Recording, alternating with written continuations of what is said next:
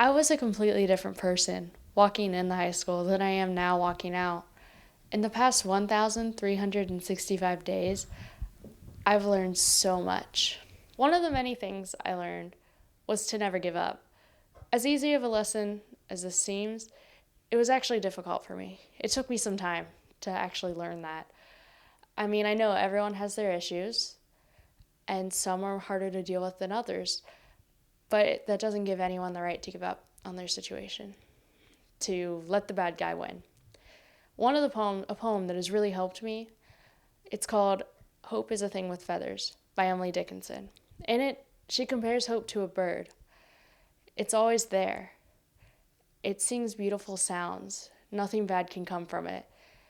And it never asks for anything in return. Hope is the thing with feathers that perches in the soul and sings the tune without the words and never stops at all. And sweetest in the gale is heard, and sore must be the storm that could have bashed the little bird that kept so many warm.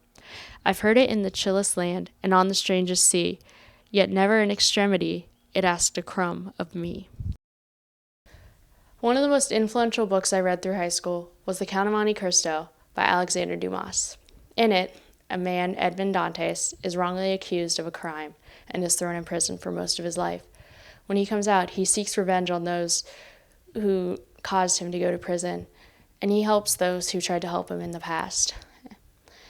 I don't encourage revenge, obviously, but what really helped me was that was a difficult time for me reading that book. There were some family issues with friends. I was kind of at my low point, and Edmond Dantes was at his low point too. But when he came out of prison, he took that situation and put it in his own hands. He took control. I mean, yes, he got back to those, which is nice. But it influenced me, and it helped me realize that if I can't control the situation, well, control what I can of it. Take everything into my own hands. Make it so I can control it.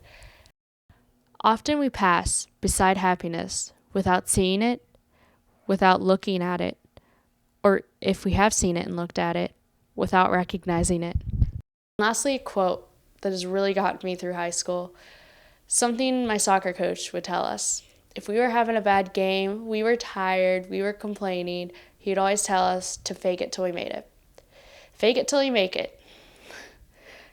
I really lived by that quote.